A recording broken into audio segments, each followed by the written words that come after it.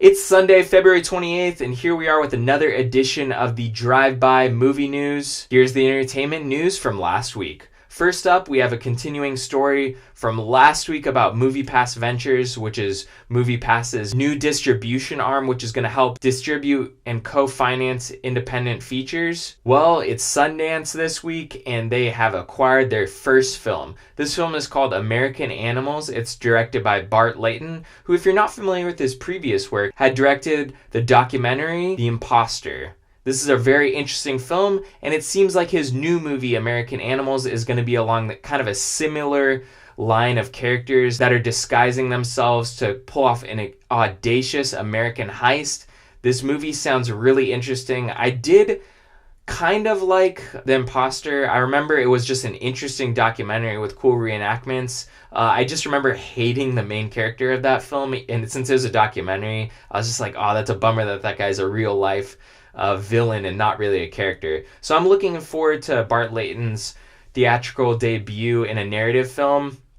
Should be very interesting, and the cast looks stellar. Evan Peters and Barry Keoghan from The Killing of a Sacred Deer are starring in this film. I'm looking forward to this, and we'll be checking it out. I'm glad MoviePass Ventures is off to a great start purchasing films at Sundance, and looking forward to what other deals they close out at Sundance and South by Southwest in the coming months. Netflix is currently in talks with Paramount to pick up the release of a film that was supposed to be released in February 2018, but yet has been pushed back to April 20th, 2018. And you're probably wondering, what film could that be? That is going to be the next Cloverfield installment. Currently, Paramount, it seems like they're panicking over the release of this film. It was originally called The God Particle, but now it's being retitled Cloverfield Station. I think that Bad Robot's trying to work into their Cloverfield universe, which has these weird ties to Twilight Zone, where they're kind of not, any of the films are related, but then they are. I think it's an interesting take on it.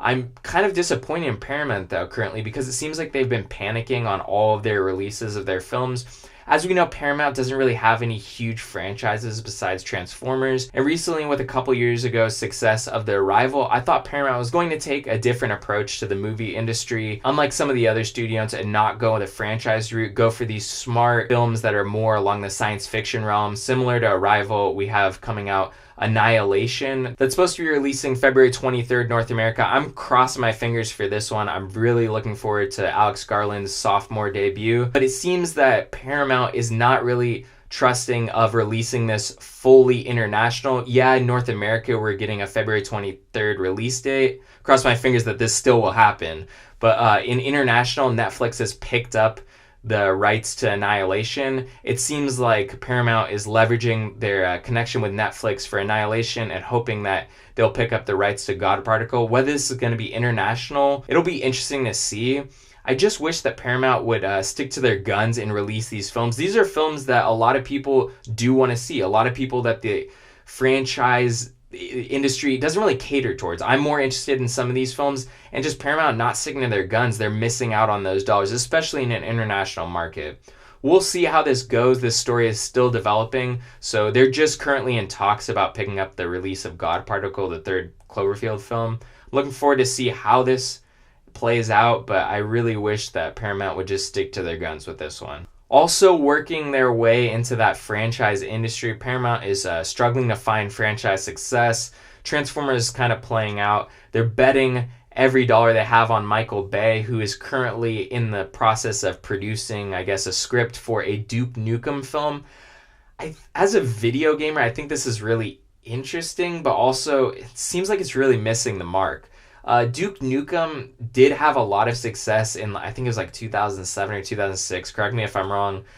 They re-released, remade the Duke Nukem game. I know that it was one of the first kickstarted projects, I think, and it was really anticipated, but then really fell flat. The game took forever to create. When it came out, it was just up against different first-person shooters at the time that were reinventing the genre, where Duke Nukem was still playing this N64 type first-person shooter with just a very linear story. The game was a huge failure, even though there was a lot of sales. And it seems interesting to go into the market of now a film franchise version. I know Michael Bay is a very male centric filmmaker. I guess a lot of people have commented on the way that he shoots women in his pictures. There'll be like featured extras in all the Transformers movies. And it's like, wait, why was there like a close-up shot of that woman? And then you find out later on this is like a supermodel he dated at the time. I'm not really a fan of Michael Bay, I'll be honest. I don't really like any of the Transformers or what he did to Teenage Mutant Ninja Turtles. As long as he doesn't direct, this could be a little interesting, but I feel like this whole idea of like making a Duke Nukem movie is very tone deaf to the industry right now, especially with all the sexual allegations coming out. This could not be a good look for Paramount. I would hope, like previously I mentioned, that they stick to like a science fiction kind of standalone movies. But we'll see how this plays out. And one of the silver linings to this story is that John Cena is being looked at for the lead of Duke Nukem. I'm honestly a huge fan of John Cena. I'm not even a wrestling fan or anything. I just think he has great comedic chops. And I think that given the proper roles, he could show that he's a great dramatic actor as well. I think that a lot of these wrestlers we've seen from like The Rock can be a very interesting actor. Being that professional wrestling is really dramatic, but we'll see with this one. I do like to see that John Cena is getting more lead roles, but still not really sold on this whole Duke Nukem franchise. Last up, we have the story that Charlie Kaufman has been contracted by Netflix to create a film based on Ian Reid's hit book, I'm Thinking of Ending Things. I'm really excited for this. It seems like Netflix has become this haven for auteurs. I know Charlie Kaufman is just an auteur that people love his films when they come out. If you're not really sure of his films, Synecdoche, New York, he was the writer on Eternal Sunshine of the Spotless Mind, and a lot of other films. He most recently did Anomalisa, which was an independent film, but it's interesting to see that he's garnering attention here at Netflix. I'm looking forward to this. I like that Netflix is becoming this safe haven for independent filmmakers to create things that they're interested in, maybe whether they're writing, directing, or writing and directing. I'm looking forward to seeing what else Netflix brings to the table here. Anyways, that's the news for February 28th. I'll see you guys next week for February 4th. Hoping for good vibes coming out of those closing deals at Sundance. And I'll talk to you then. Have a great week.